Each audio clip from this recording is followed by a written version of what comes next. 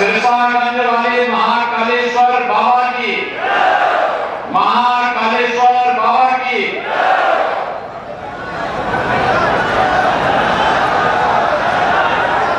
बाबा नीम करोली की इस पावन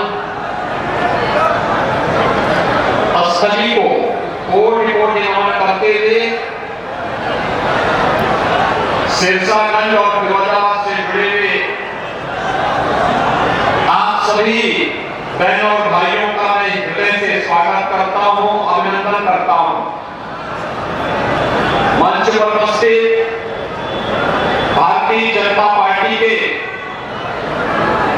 जिला के अध्यक्ष उदय प्रताप सिंह जी, महानगर अध्यक्ष राकेश संघवाल जी, केंद्रीय मंत्री प्रोफेसर एसपी सिंह बघेल जी,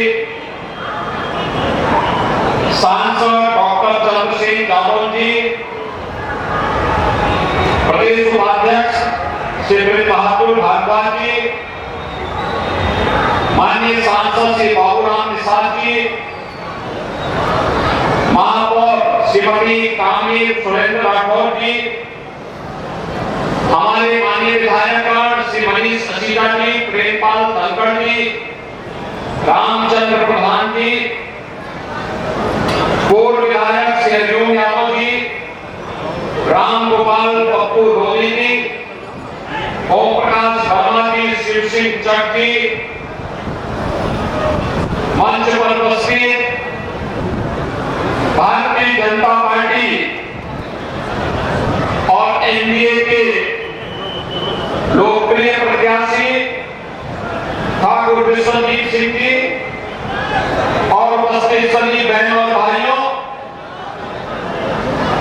लोकसभा चुनाव के क्रम में एक बार फिर से मुझे फिरोजाबाद की जनता जनार्दन से अपील करने के लिए आपके बीच में आने का अवसर प्राप्त हुआ है। बहनों और भाइयों, अब तक 2 चरणों में चुनाव संपन्न हुए हैं और तीसरे चरण में 7 मई को आपको भी देश के भाग्य के फैसले करने के लिए लोकतंत्र के इस महापर्व में सहभागी बनना है। बहनों भाइयों, 2 चरणों के चुनाव के रुझान बताते हैं। पूरे देश के अंदर अब तक 8 राज्यों में मैं भी गया हूं चुनाव प्रचार के लिए। एक ही स्वर पूछ रहा है और वह है फिर एक बार और जोर से आपकी आवाज जानी चाहिए। मैंने कहा आपकी आवाज ऐसे जानी चाहिए सिरसागंज की आवाज की दिल्ली और लखनऊ तक जरूर पहुंचे। फिर एक बार मोदी सरकार का। बहनों भाइयों, मोदी सरकार जनता जनार्दन आने के लिए पावनी क्यों है? जो यहाँ पे प्रोफेसर एसपी सिंह बघेल ने कहा, बघेल जी ने यही बात कही कि भारत की जनता कृतज्ञता ज्ञापित करती है। मोदी जी के नेतृत्व में पिछले 10 वर्ष के अंदर जो भूतपूर्व कार्य हुआ है, देश के सम्मान के लिए, देश की सुरक्षा के लिए, आतंकवाद और नक्सलवाद के खात्मे के लिए, विकास के लिए, गरीब कल्याण के लिए, इन सब के प्रति कृतज्ञता ज्ञापित करने का काम हो रहा है। आपसे कहने के आया हूं कि यहां पर कांग्रेस और समाजवादी पार्टी का गठबंधन ने अपना प्रत्याशी उतारा है और बहुजन समाजवादी पार्टी ने अपने प्रत्याशी को उतारा है। मैं केवल आपसे एक बात कहना चाहता हूं कि बहनों और भाइयों, विकास अपना महत्व रखता है। लोगों के जीवन में खुशहाली लाने के लिए गरीब कल्याणकारी योजना की आवश्यक है, लेकिन सबसे बढ़कर के आपकी सरकार आपकी आस्था का सम्मान करे, ये पहली बार देखने को मिला है। क्या कांग्रेस के लोग, सपा या बसपा के लोग अयोध्या में राम मंदिर का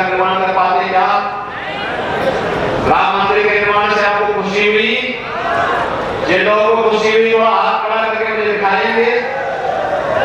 यानी आप खुश हैं, आप खुश हैं ना? और मुझे एक बात बताओ, राम मंदिर के मार्ग में सबसे बड़ी रोड़े थे कांग्रेस, सपा और बसपा।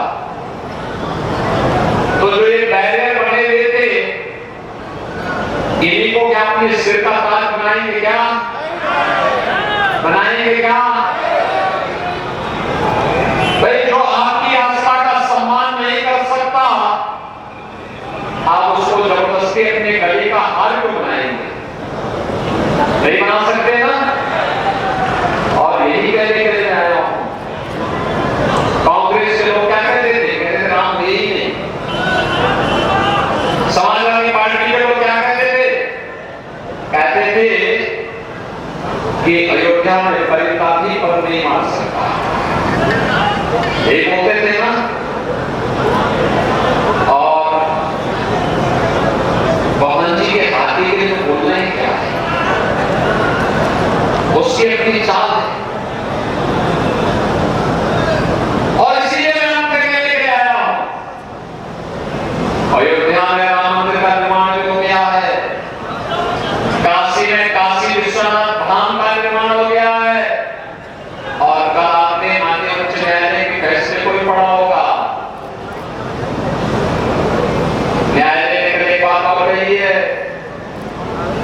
और उस चीज को भी हम कहते हैं जिसको हम लोग सैकड़ों वर्षों से कहते आ रहे हैं।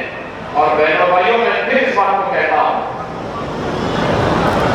कि मथुरा में जितनी भी भूमि है वह ठाकुर केशव देव की भूमि है।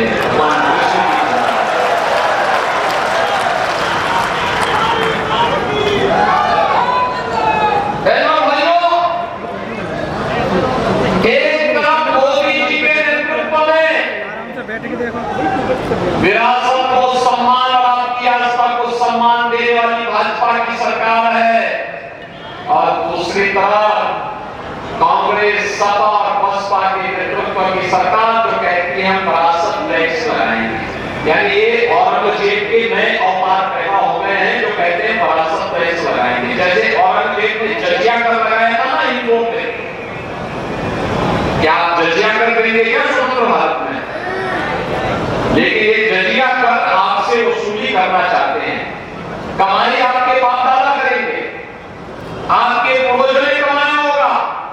अब लूटने के लिए कांग्रेस, सपा के लोग आएंगे और कहेंगे तो हमारा विरासत टैक्स हो गया, आधी प्रॉपर्टी में जबरन कब्जा करेंगे। क्या आप इसको स्वीकार करेंगे? क्या ये देश स्वीकार करेगा? बहनों और भाइयों, ये आपके हक पर डकैती है। दूसरा, बाबा साहब भीमराव अम्बेडकर ने जब 1950 में देश का संविधान देश को समर्पित किया, तो संविधान बनाते समय उन्होंने एक बात को उल्लेख किया था। उन्होंने कहा था धार्मिक आधार पर देश के अंदर आरक्षण नहीं हो सकता, नहीं हो सकता है, क्योंकि यही कारण देश के विभाजन का था। लेकिन आज कांग्रेस ने अपने मैनिफेस्टो के माध्यम से फिर से भारत के विभाजन की आधारशिला रखने की ऊंची चेष्टा की है।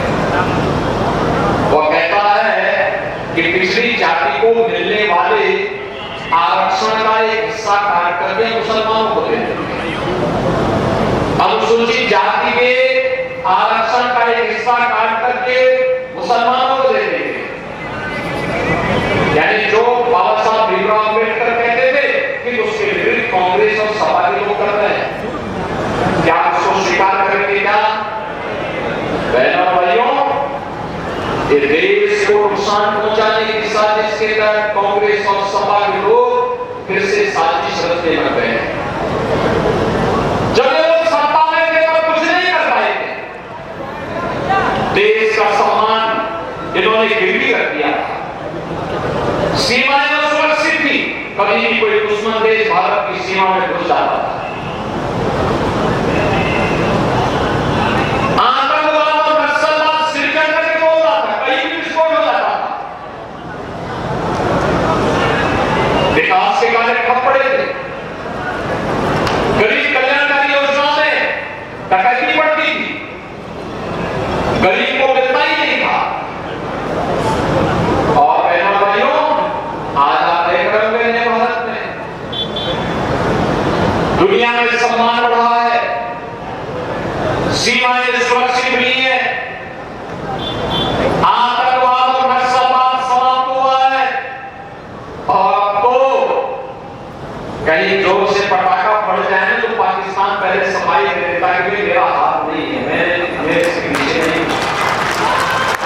की खबर है।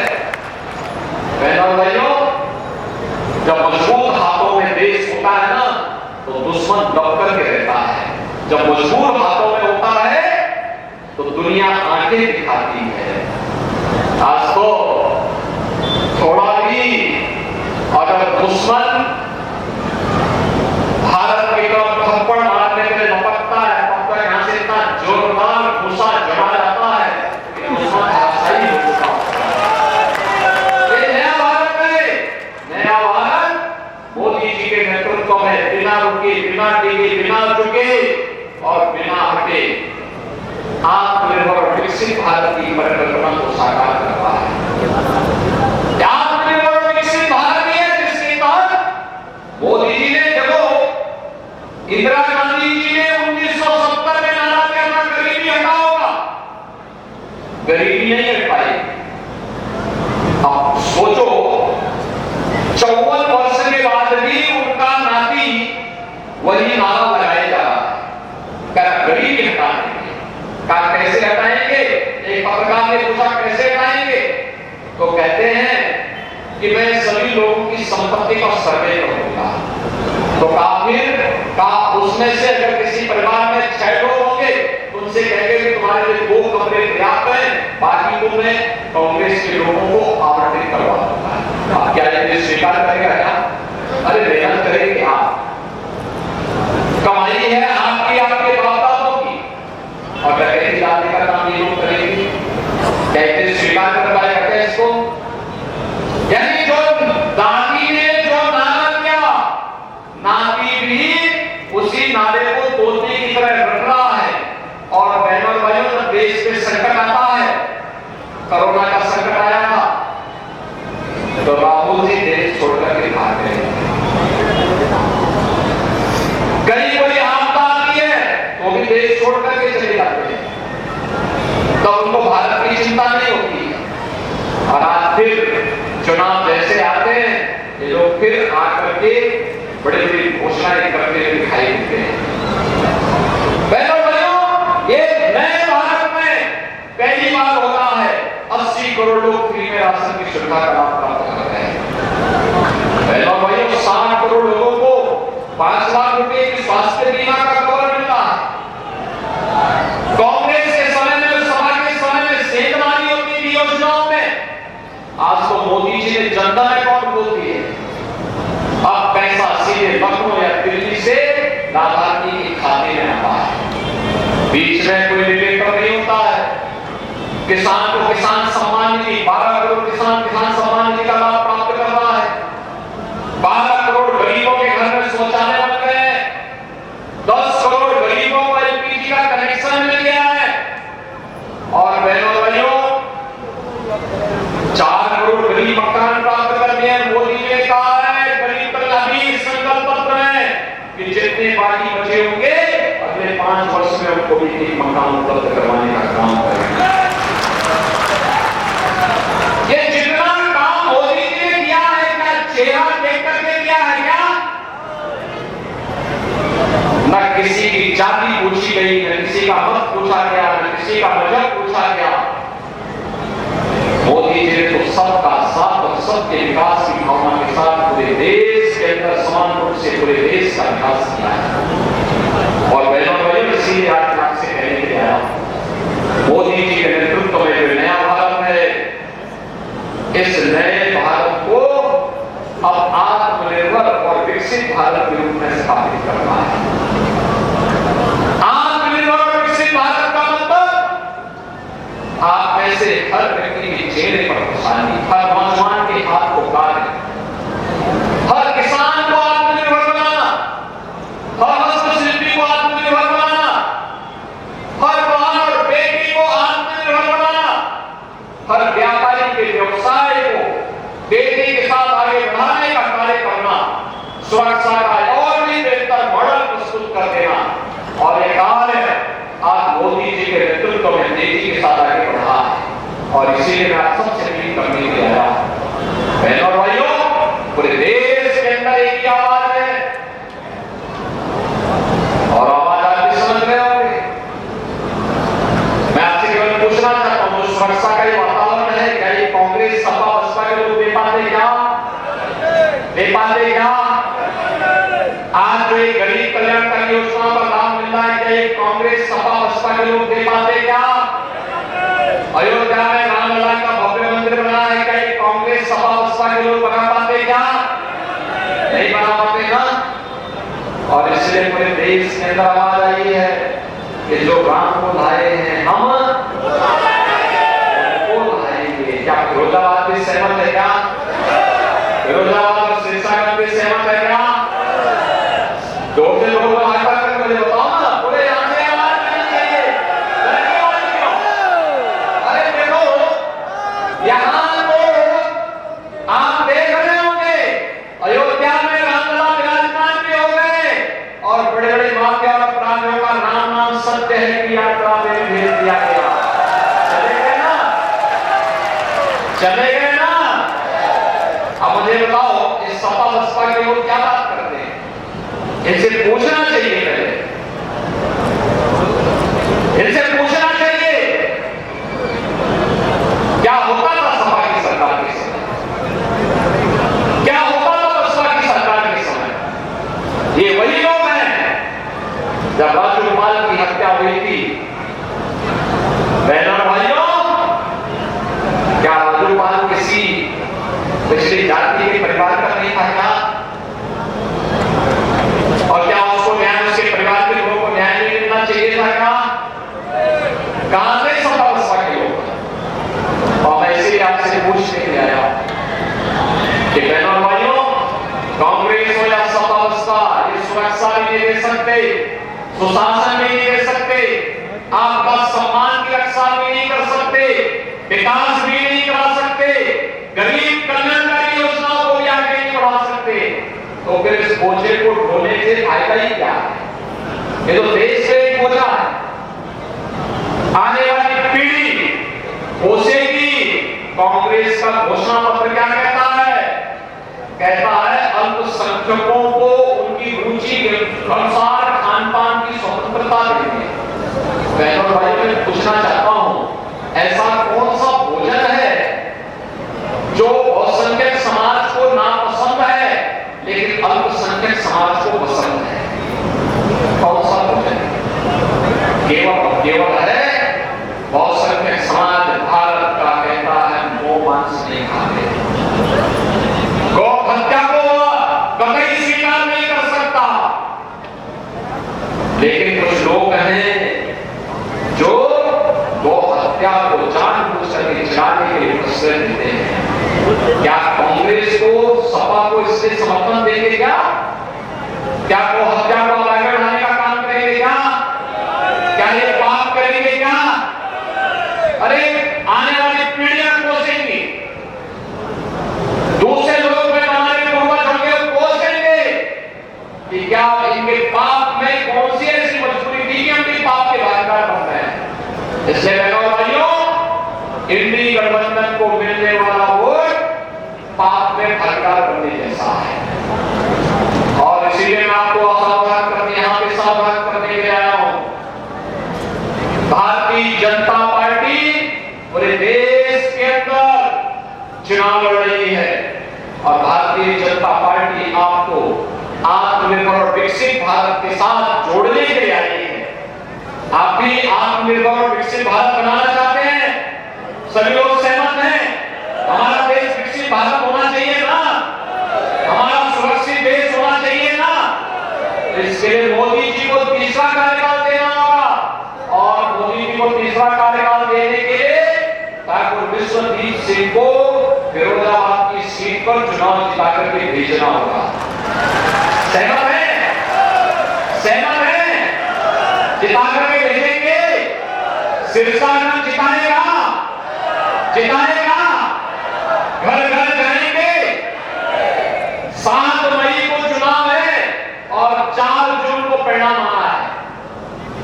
बहनों भाइयों, घर घर जाकर के मोदी जी का प्रतिनिधि बन करके, योगी जी का भी प्रतिनिधि बन करके, ठाकुर विश्वजीत सिंह जी स्वयं बन करके कमल छाप पर वोट लोगों को गिराने के लिए बोलेंगे ना? बोलेंगे? पक्की गारंटी? पक्की